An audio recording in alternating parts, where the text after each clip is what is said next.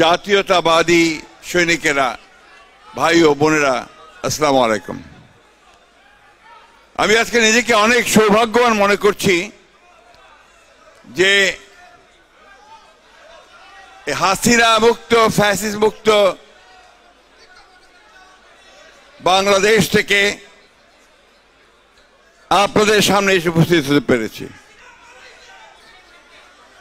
আপনারা যদি দয়া করে একটু বসেন তাহলে আমি কথা বলতে সুবিধা হবে, কারণ 7 বছর পরে আজকে আমি এখানে দাঁড়িয়েছি। আপনারা অনুগ্রহ করে বসলে আমি কিছু কথা বলতে পারবো, আর আপনারা না বসলে, কথা বললে আমার পক্ষে কথা বলা কঠিন হবে। প্লিজ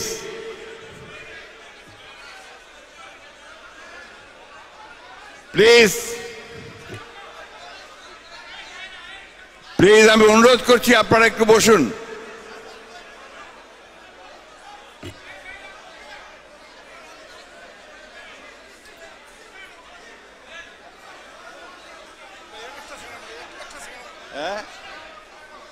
কি বলবে? বলবে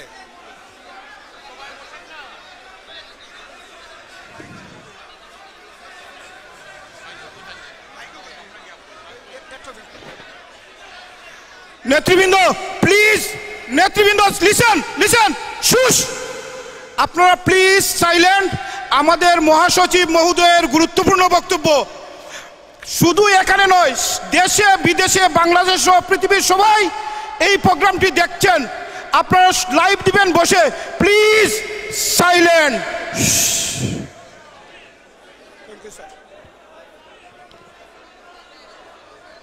7 বছর আগে আমি যখন আপনাদের এই মঞ্চে আসি তখন আমার পাশে ছিলেন আমাদের এই গণতন্ত্র পুনরুদ্ধারের যে আন্দোলন, যার নেতৃত্বে আমরা বিগত বছরগুলোতে বাংলাদেশকে ফ্যাসিবাদ থেকে মুক্ত করবার জন্য প্রাণপণ লড়াই করেছি, যার নেতৃত্বে আমরা বাংলাদেশকে আজকে নতুন করে আবার চিনতে শিখেছি, যার নেতৃত্বে আমরা আমাদের স্বাধীনতার ঘোষক, জাতীয়তাবাদের প্রবক্তা, আধুনিক বাংলাদেশের রূপকার শহীদ প্রেসিডেন্ট জিয়াউর রহমানের যে আদর্শ, যে দর্শন, তাকে প্রতিষ্ঠিত করবার একটা সুযোগ পেয়েছি, যার নেতৃত্বে আমরা গণতন্ত্রের আপসীর নেত্রী দেশনেত্রী বেগম খালেদা জিয়াকে মুক্ত করতে পেরেছি, যার নেতৃত্বে আমরা বাংলাদেশের সমস্ত স্বাধীনতাকামী, গণতন্ত্রকামী মানুষের সামনে আবার নতুন করে একটা স্বপ্ন দেখাতে সম্ভব হয়েছি। সেই নেতা, আপনাদের অতি প্রিয় নেতা, যিনি আপনাদের মাঝে সব সময় থাকছেন, আমাদের ভারপ্রাপ্ত চেয়ারম্যান তারেক রহমান সাহেব সেই দিন এখানে উপস্থিত ছিলেন। সেদিন আমি একটা কথা বলেছিলাম, যদি আপনাদের মনে থাকে অনেকের, আমি বলেছিলাম যে আজকে যে নেতা আমাদের পাশে বসে আছেন, সেই নেতার সঙ্গে আমার একবার সুযোগ হয়েছিল দেশের তৎকালীন প্রধানমন্ত্রী দেশনেত্রী বেগম খালেদা জিয়ার সঙ্গে চীনে যাওয়ার। প্রচন্ড শীত ছিল, ঠান্ডা ছিল, বাইরে আপনার কোনো মতেই গার্ড অফ অনার দেওয়া সম্ভব ছিল না, বরফ পড়ছিল। গ্রেট হল, চীনের যে গ্রেট হল, সেই গ্রেট হলে তাকে সেই গার্ড অফ অনারের ব্যবস্থা করা হয়েছিল। চীনের প্রধানমন্ত্রী এসেছিলেন।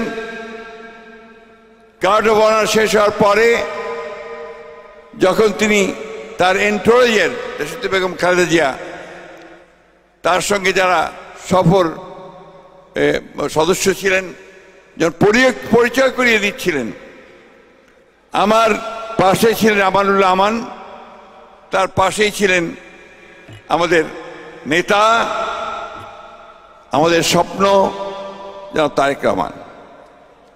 তার সামনে এসে যখন তিনি পরিচয় করে দিলেন হি ইজ মাই সান তারেক রহমান, চীনের প্রধানমন্ত্রী তার দুহাত বাড়িয়ে তারেক রহমানের হাত ধরে বললেন, carry the flag of your father and mother. আমার এখনো কানে সেই কথাটি বাজে, আমি এখানে বলেছিলাম। এবং আজকে আল্লাহর কাছে হাজারো শুকরিয়া যে আজকে আমাদের সেই নেতা তারেক রহমান সাহেব তার পিতার যে পতাকা স্বাধীনতা এবং গণতন্ত্রের, তার মায়ের যে পতাকা গণতন্ত্রকে রক্ষা করবার, স্বাধীনতা সার্বভৌমত্ব রক্ষা করবার, সেই পতাকা তিনি তুলে ধরেছেন এবং এখন তা উড্ডীন করেছেন বাংলাদেশের উপরে। বন্ধুগণ, এটাই হচ্ছে আমাদের সার্থকতা, আপনাদের সার্থকতা। আমি আপনাদেরকে আমার আন্তরিক ধন্যবাদ এবং কৃতজ্ঞতা জানাতে চাই যে আমাদের এই সংগ্রামে, আমাদের লড়াইয়ে আপনারা যারা যুক্তরাজ্য প্রবাসী ছিলেন, আছেন, আপনারা দীর্ঘদিন ধরে সেই লড়াই করছেন, সংগ্রাম করেছেন। আমার এখনো মনে আছে যে এইখানে আপনারা হাজার হাজার সদস্য একত্রিত হয়ে আপনারা মাইলের পর মাইল হেঁটেছেন, গণতন্ত্রের দাবিতে হেঁটেছেন। এবং শুধু আপনারা নন, সাথে ইউরোপ বা প্রবাসের সমস্ত মানুষেরা তাদের যে প্রাণের দাবি, গণতন্ত্রের দাবি, গণতন্ত্রের রাষ্ট্রে বাস করার দাবি, সেই দাবি নিয়ে আপনারা সংগ্রাম করেছে, লড়াই করেছে। একথা সত্য যে আমরা যারা দেশে ছিলাম আমরা লড়াই করেছি, সংগ্রাম করেছি। আমরা হয়তো অনেকেই কারাগারে গেছি, জেল জুলুম আমাদের উপর হয়েছে, অনেকে গুম হয়ে গেছেন, অনেকে খুন হয়ে গেছেন। কিন্তু আপনারা বাইরে থেকে, প্রবাসে থেকে যেভাবে আপনাদের সমস্ত শক্তি দিয়ে লড়াই এবং সংগ্রাম করেছেন, তা আমাদের সংগ্রামকে আরো বেগবান করেছে, সামনের দিকে এগিয়ে নিয়ে গেছেন। সেজন্য আপনাদেরকে অভিবাদন জানাই, সেলুট জানাই। প্রিয় বন্ধুগণ, আপনাদের সামনে বক্তব্য দিতে এসে আমি কিছুটা বলতে পারেন যে আবেগ আপ্লুত। এই জন্য যে কিছুদিন আগেও আমরা ভাবিনি যে এই ভয়াবহ দানবের হাত থেকে আমরা মুক্তি পাব। আপনারা যারা এখানে আছেন অনেকেই আপনারা দেশে যেতে পারেননি 10 বছর, 12 বছর, 15 বছর। অনেকে গেছেন, যার পরে গ্রেফতার হয়েছেন, আটক থেকেছেন, কারাগারে নিক্ষিপ্ত হয়েছেন। অনেকের মা, বাবা, ভাই বোনকে অন্যায়ভাবে অত্যাচার করা হয়েছে, নির্যাতন করা হয়েছে। আমরা সেই সব কথা আমরা কখনো ভুলতে পারি না, ভুলবো না। বন্ধুগণ, আজকে সমগ্র বাংলাদেশি মানুষ যারা স্বাধীনতা চায়, স্বাধীনভাবে বাস করতে চায়, যারা গণতন্ত্র চায়, নিজেদের ভোটের অধিকার নিজের প্রয়োগ করতে চায়, যারা নিজেদের পায়ে নিজেরা দাঁড়িয়ে থাকতে চায়, শহীদ জিয়ার সেই জাতীয়তাবাদী যে দর্শন, বাংলাদেশ একটা স্বতন্ত্র জাতি, একটা স্বাধীন জাতি, সেই জাতি হিসেবে মাথা উঁচু করে দাঁড়াতে চায় বিশ্বের দরবারে। সেই জাতি প্রতিষ্ঠা করবার জন্য আপনাদের যে অবদান, সেই অবদানকে আমরা বারবার স্মরণ করছি এবং আপনাদেরকে আমি অভিবাদন জানাচ্ছি।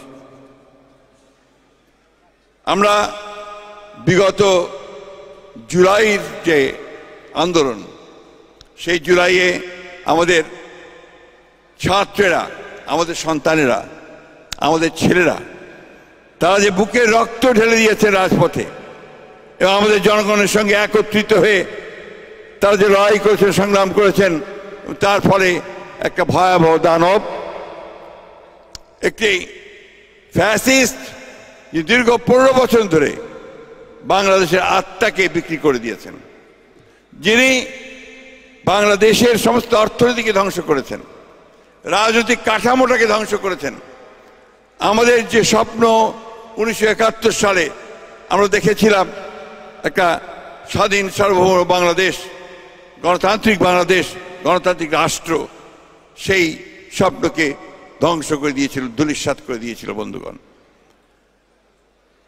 আজকে সেই জন্যই আমাদের অনেক শান্তির কথা, সান্ত্বনার কথা যে আমরা এখন সেই অবস্থাটা ফিরে পেয়েছি।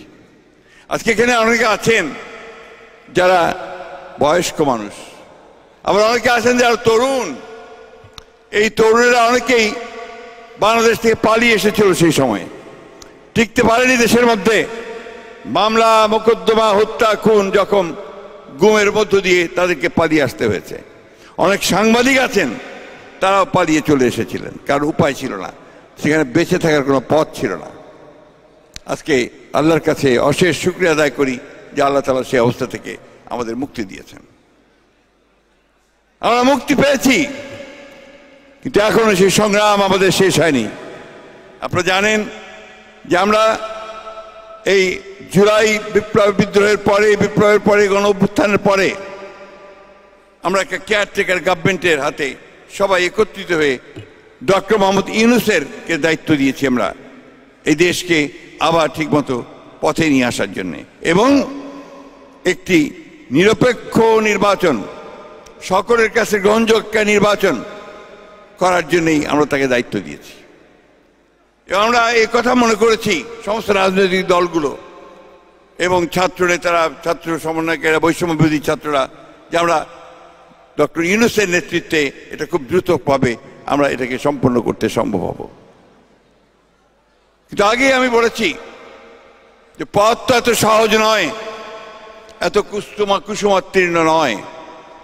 আজকে আপনারা সবাই সোশ্যাল মিডিয়ার সঙ্গে পরিচিত, খবরের কাগজ দেখছেন, আপনারা টেলিভিশন দেখছেন, সোশ্যাল মিডিয়া দেখছেন।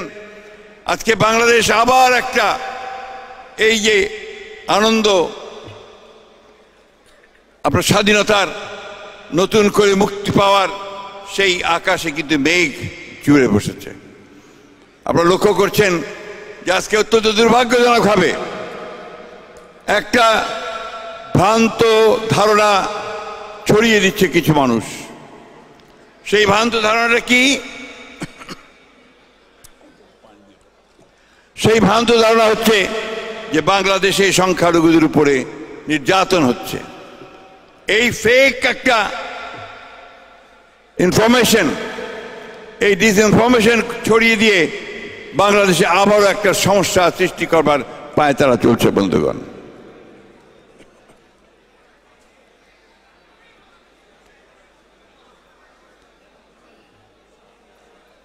সাত বছর আগে আপনাদের এখানে যখন আসি তখন বয়স 7 বছর কম ছিল, আর তখন আবার আপনার এতবার জেলে যেতে হয়নি। এখন কি এর মধ্যে বহুবার জেলে গেছি, সেই জন্য আগের মতো সেই শক্তি আর বল নেই, যদিও মনের সমস্ত জোর আছে। আমি যে কথাটা বলছিলাম যে এখন এই যে আপনার একটা ফেক একটা ডিসইনফরমেশন ছড়িয়ে দিয়ে সমস্ত এই যে আমাদের স্বাধীনতা সার্বভৌমত্বকে জয় করবার যে গৌরব, যে আনন্দ, সব কিছুকে ম্লান করে দিচ্ছে এবং আমাদের ভবিষ্যতে আবার অন্ধকারের দিকে ঠেলে দিচ্ছে, এই বিষয়টা আপনাদেরকে সকলকে সজাগ থাকতে হবে। আজকে এই যে বিদেশি ভদ্রমহিলা, বিবিসির সম্ভবত, তিনি এসছেন এই বিষয়গুলো জানার জন্য, এমনভাবে ছড়িয়েছে চারদিকে যে বাংলাদেশে সংখ্যালঘুদের উপর অত্যাচার করা হচ্ছে, বাংলাদেশে মিথ্যা মামলা করা হচ্ছে। শেখ হাসিনা যিনি বাংলাদেশের মানুষের উপর অত্যাচার করেছেন, নির্যাতন করেছেন, খুন করেছেন, হত্যা করেছেন, 20,000 তরুণকে হত্যা করেছেন, আমাদের ইলিয়াস আলী সহ 700 মানুষকে গুম করে দিয়েছেন। আমাদের এমন কোনো নেতা নেই, আমাদের সবচেয়ে বড় আমাদের দেশনেত্রী বেগম খালেদা জিয়া, তাকে বছরের পর বছর কারাগারে আটকে রেখেছিলেন। আমাদের নেতা তারেক রহমানকে মিথ্যা মামলা দিয়ে নির্বাসিত করেছেন। সেই শেখ হাসিনাকে আজকে ভারত আশ্রয় দিয়েছে এবং সেই শেখ হাসিনা আবার তার দলবল নিয়ে ষড়যন্ত্র করছে, নতুন করে চক্রান্ত সৃষ্টি করছে। বন্ধুগণ, এবং এই চক্রান্ত সৃষ্টি করে বাংলাদেশের স্বাধীনতা, গণতন্ত্র, সার্বভৌমত্বকে সে বিনষ্ট করতে চাইছে। আজকে চিন্তা করে দেখুন, যে মহিলা একসময় প্রধানমন্ত্রী ছিলেন, সেই মহিলা 15 বছর ধরে বাংলাদেশের মানুষের বিরুদ্ধে অবস্থান নিয়েছে। সেই মহিলা আজকে ভারতে বসে, বিদেশে বসে বাংলাদেশকে কিভাবে ক্ষতি করা যাবে, কিভাবে বাংলাদেশের স্বাধীনতাকে বিপন্ন করা যাবে, কিভাবে বাংলাদেশকে আবার অন্ধকার দিকে ঠেলে যাওয়া যাবে, সেই ষড়যন্ত্র চক্রান্তে লিপ্ত হয়েছেন। এদের কি কোনো ক্ষমা করা যায়? এদের কি কখনো ক্ষমা করা যায়? বন্ধুগণ, ক্ষমা করা যায় না। তাই খুব পরিষ্কার কথা, যেটা আমি বারবার বলেছি, যে শেখ হাসিনাকে এই হত্যা অপরাধে, খুনের অপরাধে, গণহত্যার অপরাধে তার অবশ্যই দ্রুত বিচার হতে হবে, এবং যারা তার সঙ্গে সহযোগিতা করেছে তাদেরও বিচার হতে হবে। ভারত আমাদের প্রতিবেশী, সবচেয়ে বড় প্রতিবেশী, আমাদের বন্ধু। আমাদের যুদ্ধের সময় 1971 যুদ্ধের সময় আমাদের সহযোগিতা করেছিল। আমরা ভারতের কাছে সবসময় প্রত্যাশা করি যে ভারত বাংলাদেশের মানুষের পাশে দাঁড়াবে। কোন একটা বিশেষ রাজনৈতিক দল আওয়ামী লীগের সঙ্গে পাশে দাঁড়িয়ে সে বাংলাদেশের গণতন্ত্রকে ক্ষতিগ্রস্ত করবে না, এই কথা আমরা প্রত্যাশা করি তার কাছ থেকে। কিন্তু দুর্ভাগ্য, please please please please please থামেন থামেন। আমরা আশা করি যে ভারত তার যে অতীতে এই যে ভুল করেছে এবং বাংলাদেশের মানুষের সঙ্গে যে বিচ্ছিন্নতা সৃষ্টি করেছে, এটাকে তারা কাটিয়ে ওঠার চেষ্টা করবে এবং তাদের এখন যে কার্যকলাপ যারা বাংলাদেশের বিরুদ্ধে করছে সেই কার্যকলাপগুলোকে তারা বন্ধ করবে। আমাদের খুব কষ্ট হয় যখন আমরা দেখি অহেতুক মিথ্যা অপবাদ দিয়ে, মিথ্যা কথা বলে বাংলাদেশের মানুষকে আবার বিপদে ফেলার চেষ্টা করা হচ্ছে। আগরতলার ডেপুটি হাইকমিশনার অফিস আক্রান্ত হয়েছে, কলকাতায় হাই কমিশনার ডেপুটি হাইকমিশনার অফিসে আপনার আক্রান্ত হয়েছে, এবং মিছিল নিয়ে আপনাদের সিলেট দিয়ে ঢোকার চেষ্টা করেছে, বেনাপোল দিয়ে ঢোকার চেষ্টা করেছে। এটা কোন ধরনের বন্ধুত্ব? এটা কোন ধরনের প্রতিবেশীর কাজ? আমরা তাই আবারও আজকে এই সভা থেকে ভারতবর্ষকে অনুরোধ জানাতে চাই, তাদের কাছে আমরা নিবেদন করতে চাই যে আপনি অনেক বড় দেশ, কিন্তু তাই বলে এই বাংলাদেশ যে যুদ্ধ করে স্বাধীন হয়েছে, যে সংগ্রাম করে লড়াই করে যে গণতন্ত্রকে আদায় করে নিয়েছে, যারা বুকের রক্ত দিয়ে তাদের অধিকারকে আদায় করেছে, তাদেরকে খাটো করে দেখে বাংলাদেশের বিরুদ্ধে দাঁড়াবেন না, কারণ বাংলাদেশের মানুষ কখনোই তা মেনে নেবে না। আমরা আমাদের রাজনৈতিক দলগুলোর কাছে আহ্বান জানাতে চাই যে এই বিষয়ে সবাই আমরা একজোট থাকব, একমত থাকব, এবং আমরা অবশ্যই আমাদের স্বাধীনতা সার্বভৌমত্বকে অক্ষুণ্ণ রাখার জন্য আমরা সবাই একজোট হয়ে আবার ঐক্যবদ্ধ হব এবং আমরা সেই সংগ্রামে টিকে থাকব। বন্ধুগণ, আমাদের বিগত সরকার, আওয়ামী লীগের সরকার, বাংলাদেশের যে ক্ষতি করে দিয়েছে এটা বারবার আপনাদের সামনে করার কোনো প্রয়োজন আছে বলে আমি মনে করি না। আপনারা এগুলোকে নিয়ে বহু কথা বলেছেন। আপনি জানেন যে গত কয়েকদিন আগে এই সরকার যে একটা কমিটি করে দিয়েছিল শ্বেতপত্র প্রকাশ করবার জন্যে, দেবপ্র ভট্টাচার্যকে আপনার প্রদান করে, সেই কমিটি তারা যে রিপোর্ট দিয়েছে সেই রিপোর্টে বলেছে যে প্রতি বছর $16 বিলিয়ন করে পাচার করে দিয়েছে। চিন্তা করা যায় যে একটা দেশের সরকার তারা একটা দেশের সমস্ত সম্পদ লুট করে বিদেশে পাচার করে দিচ্ছে। আমার চাইতে আপনারা এখানে অনেকে ভালো জানেন কারা লন্ডনে, ইংল্যান্ডে কতগুলো বাড়ি কিনেছে। 265টা বাড়ি একজন মাত্র মন্ত্রী, 265টা বাড়ি, এরকম অসংখ্য। এবং আপনার এই 15 বছরে বাংলাদেশের অর্থনীতিকে তারা, আমার ভাষায় আমি যেটা বলি, ফোকলা করে দিয়েছে, কিছু নেই ভেতরে। তারা রাজনৈতিক যে কাঠামো, সে কাঠামোকে ধ্বংস করেছে, সমস্ত প্রতিষ্ঠানগুলোকে ধ্বংস করে দিয়েছে, নির্বাচন ব্যবস্থাকে তারা ধ্বংস করে দিয়েছিল। 3টে নির্বাচন তারা সম্পূর্ণ বেআইনিভাবে তারা দখল করে নিয়েছিল। তারা ব্যুরোক্রেসি, আমলাতন্ত্র এবং আইন শৃঙ্খলা বাহিনীকে দলীয়করণ করেছিল এবং গোটা বাংলাদেশের প্রশাসনকে তারা তাদের দলীয় প্রশাসনে পরিণত করেছিল। বন্ধুগণ, আপনারা যারা বাংলাদেশে গেছেন, যারা বিভিন্নভাবে অফিসে, আদালতে এই অফিসারদের সঙ্গে কথা বলেছেন, দেখবেন যে কোনো কিছু অবশিষ্ট নাই। এখন গোটা বামলাতন্ত্র আওয়ামী তন্ত্রে পরিণত হয়েছিল এবং তাদের মধ্যে কোনো নীতি বলতে কোনো জিনিস ছিল না। ঘুষ দুর্নীতিতে পুরোটা ছেড়ে গিয়েছিল। এই কাজটা খুব কঠিন কাজ, সেখান থেকে ফিরিয়ে নিয়ে আসা। জুডিশিয়ারি পর্যন্ত, বিচার ব্যবস্থা পর্যন্ত সম্পূর্ণভাবে দলীয়করণ করা হয়েছিল। আজকে আল্লাহর অশেষ রহমতে সেই অবস্থার পরিবর্তন হচ্ছে, পরিবর্তন হবে। এবং সেই কারণে আমাদের নেতা জনাব তারেক রহমান সাহেব বারবার করে বলছেন যে এই সরকারকে আমরা সহযোগিতা করতে চাই, এই সরকারকে আমরা সহযোগিতা করে আমরা আমাদের ঈপ্সিত লক্ষ্যে অর্থাৎ গণতান্ত্রিক ব্যবস্থায় ফিরে যেতে চাই। এই সরকারের দায়িত্বটা কি? এই সরকারের দায়িত্ব হচ্ছে খুব দ্রুত এই অবস্থাগুলোকে, এই জঞ্জালগুলোকে সাফ করে দিয়ে যত দ্রুত সম্ভব একটা নির্বাচন, সকলের কাছে গ্রহণযোগ্য একটা নির্বাচন দেওয়া।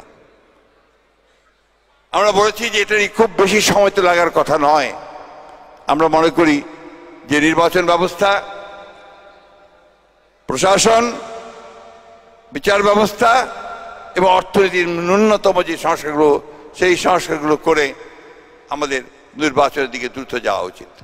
কারণ আমরা এর আগেও বলেছি যে নির্বাচন যত দেরি হবে সমস্যা তত বাড়তে থাকবে, ততই বেশি গণতন্ত্র বিরোধী শক্তিরা মাথা উঁচু করে দাঁড়াবে, ততই বেশি গণতন্ত্রকে যারা দেখতে চায় না, গণতান্ত্রিক ব্যবস্থা চায় না, তারা জায়গা করে নেওয়ার ব্যবস্থা করবে।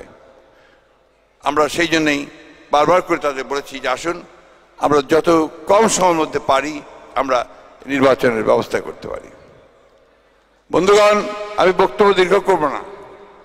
আমরা একটা বিশাল ভয়ঙ্কর একটা কঠিন সময় পার করে আমরা একটা নতুন সূর্য দেখছি। আমরা একটা সামনের দিকে একটা নতুন সম্ভাবনার দ্বার দেখতে পাচ্ছি। আমরা গণতন্ত্রকে প্রতিষ্ঠিত করবার একটা সুযোগ পেয়েছি। আমরা সেই সুযোগ নষ্ট করতে চাই না।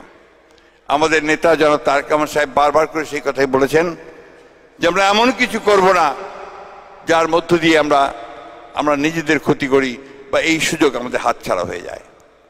তিনি দেখবেন যে আমাদের তারেক রহমান সাহেব কত ম্যাচিওরড হয়েতে বক্তব্য দিচ্ছেন এবং এই কয়েকদিন গতকালও তিনি যে বক্তব্য দিয়েছেন এই ভারতের সঙ্গে এই সমস্যার কারণে খুব খুবই ঠান্ডা মাথায় অত্যন্ত স্টেটসম্যানের মতো, রাষ্ট্রনায়কের মতো তিনি বক্তব্য দিয়েছেন এবং তিনি ধৈর্য সহকারে এই সমাধানগুলো করার জন্য বলেছেন এবং তাদের পাতা ফাঁদে আমরা যেন পা না দেই সেই কথাটা বারবার বলেছেন। তাই কোনো হঠকারিতা নয়, কোনো বিশৃঙ্খলা নয়, অত্যন্ত সতর্কতার সঙ্গে আমাদেরকে সামনের দিকে পা ফেলতে হবে। আমাদের মধ্যে অনেকে আছেন যারা উগ্রতা করেন, আমাদের মধ্যে অনেকে আছেন যারা হঠকারিতা করেন, কিন্তু হঠকারিতা বা উগ্রতা এটা কখনোই আমাদেরকে সঠিক লক্ষ্যের দিকে নিয়ে যাবে না। গোটা পৃথিবী এখন ভিন্ন রকম, গোটা পৃথিবী এখন অস্থির হয়ে উঠেছে।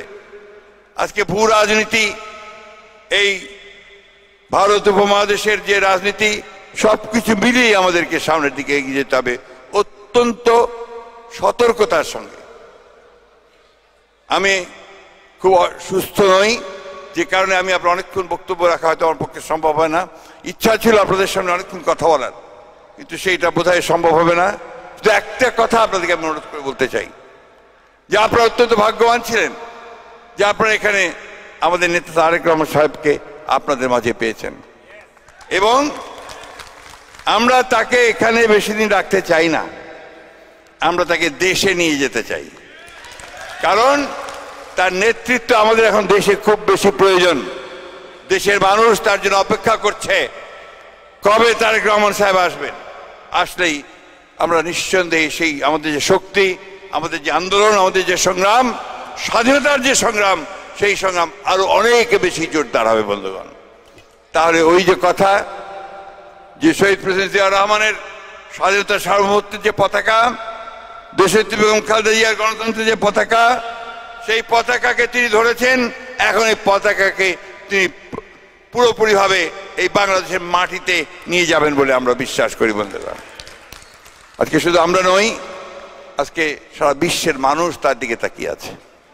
এই যে 50 বছর 53 বছর পরে এই রাষ্ট্রটি আবার নতুন করে একটা গণতান্ত্রিক পথে যাওয়ার সুযোগ দেখছে, একটা পথ দেখছে, সেই পথে নেতৃত্ব দেবেন আমাদের আমাদের আমাদের নেতা জনাব তারেক রহমান। বন্ধুগণ,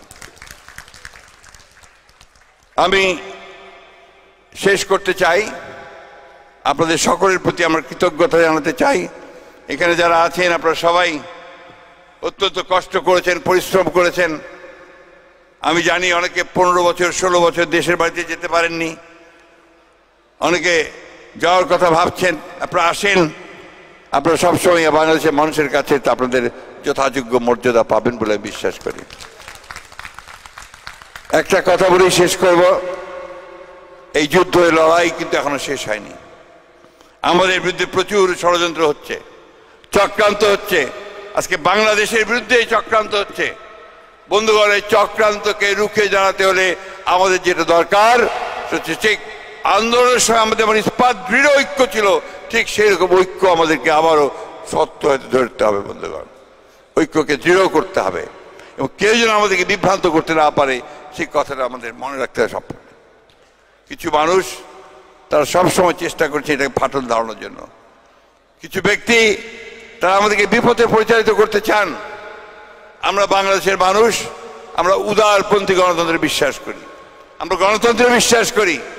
সেই গণতন্ত্রকে প্রতিষ্ঠিত করবার জন্য আমরা অবশ্যই ঐক্যবদ্ধ থেকে একটা সুষ্ঠু নির্বাচনের মধ্য দিয়ে, সকলের কাছে গ্রহণযোগ্য নির্বাচনের মধ্য দিয়ে আমরা বাংলাদেশে আমাদের নেতা তারেক রহমান সাহেবের নেতৃত্বে, দেশনেত্রী বেগম খালেদা জিয়ার নেতৃত্বে আমরা একটা গণতান্ত্রিক রাষ্ট্র নির্মাণ করতে চাই। বন্ধুগণ, যে রাষ্ট্রে সমস্ত মানুষের বিকশিত হওয়ার সুযোগ থাকবে, আমাদের বেকার ছেলেরা তারা কর্মসংস্থান পাবে, কলকারখানা গড়ে উঠবে, কৃষির উৎপাদন বৃদ্ধি পাবে।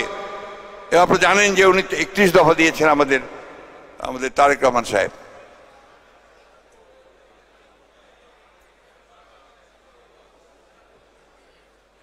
একটি দফার মধ্যে কিন্তু সম্পূর্ণ একটা নতুন একটা চিন্তা। আজকে অনেকে বলছেন যে সংস্কার আগে করতে হবে, আর সংস্কার তো আমরাও চাই। সংস্কার তো 2 বছর আগে আমরা দিয়েছি এবং আমাদের চেয়ারম্যান সাহেব তিনি 31 দফা দিয়েছেন এবং নতুন নতুন চিন্তা ভাবনা নিয়ে এসছেন। যে প্রেসিডেন্ট এবং প্রধানমন্ত্রীর যে ভারসাম্য, ক্ষমতা ভারসাম্য, সেটাকে রক্ষা করতে হবে, তাকে নতুনভাবে চিহ্নিত করতে হবে। দ্বিকক্ষ বিশিষ্ট পার্লামেন্ট তৈরি করতে হবে, আরো বেশি জনগণের আপনার অংশগ্রহণের জন্য, আরো গণতান্ত্রিকীকরণের জন্য। বিচার বিভাগের কমিশন তৈরি করে বিচার বিভাগকে নতুন করে সাজাতে হবে। অর্থনীতিকে কমিশন করে অর্থনীতিকে বৈষম্য দূর করে সমস্ত মানুষের কাছে যেন তার এই উন্নয়নের ছোঁয়া পৌঁছায়, সে ব্যবস্থা করতে হবে। এই বিষয়গুলো আমি ছোটখাটো করে বললাম, এই বিষয়গুলোকে আমাদের সামনে নিয়ে এগোতে হবে। তাই তরুণদের কাছে আমার আহ্বান, তখনও বলেছি আবারও বলছি, সারা আন্দোলনের সময় বলেছি যে এখন হচ্ছে তরুণদের সময়। আমি তখনও বলেছি নজরুল ইসলামের সেই কথা, কে আছো জওয়ান হও আগুয়ান, হাঁকিছে ভবিষ্যৎ। এই ভবিষ্যৎ আপনাদেরকে ডাকছে। আপনারা নতুন বাংলাদেশ তৈরি করবেন, আলোকিত বাংলাদেশ তৈরি করবেন, সকল মানুষের জন্য একটা বৈষম্যহীন বাংলাদেশ তৈরি করবেন। এটা দায়িত্ব আপনাদের। আমরা লড়াই করেছি, যুদ্ধ করেছি, আমরা বয়স হয়েছে 71 সালে স্বাধীনতা যুদ্ধ করে স্বাধীন করেছি, গণতন্ত্রের জন্য লড়াই করলাম। এখন এই লড়াইয়ে নতুনদেরকে নতুন বাংলাদেশ নির্মাণ করতে হবে। আসুন আমরা আমাদের নেতা তারেক রহমান সাহেবের যে স্বপ্ন, জিয়া রহমান সাহেবের যে স্বপ্ন, দেশনেত্রী বেগম খালেদা জিয়ার যে স্বপ্ন, সেই গণতান্ত্রিক সমৃদ্ধ বাংলাদেশ, স্বাধীনতার সার্বভৌমত্ব বিশ্বাসী বাংলাদেশ আমরা নির্মাণ করি। আপনাদের সকলকে আজকে এই কষ্ট করে এত রাত পর্যন্ত এখানে থাকার জন্য আন্তরিক ধন্যবাদ এবং কৃতজ্ঞতা জানাচ্ছি। এবং যেহেতু আমার শরীর খুব ভালো না, সেই কারণে আপনাদের সাথে আরও বেশি কথা বলার ইচ্ছা ছিল, বলতে পারলাম না বলে আমি দুঃখিত। আবার আপনাদেরকে ধন্যবাদ কৃতজ্ঞতা জানিয়ে বক্তব্য শেষ করছি। আসসালামু আলাইকুম, খুদা হাফেজ। বাংলাদেশ জিন্দাবাদ, বাংলাদেশ জাতীয়তাবাদী দল জিন্দাবাদ, শহীদ জিয়া অমর, দেশনেত্রী বেগম খালেদা জিয়া জিন্দাবাদ, আমাদের নেতা তারেক রহমান জিন্দাবাদ।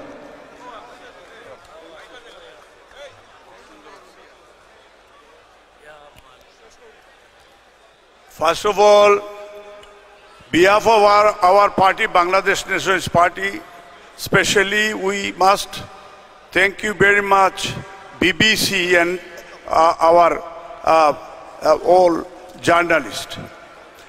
প্রত্যেকটা এলাকা থেকে আপনারা আসছেন, আজকে অনেকের নাম নেওয়া সম্ভব হয়নি, অনেকেই বক্তব্য দেওয়া সম্ভব হয়নি। আমাদের অনেকের নামই অনেক সময় চাইলেও বলা সুযোগ হয়নি, যেমন আমাদের মহানগর, east London, south London, Nottingham, আপনার সাউথ হল,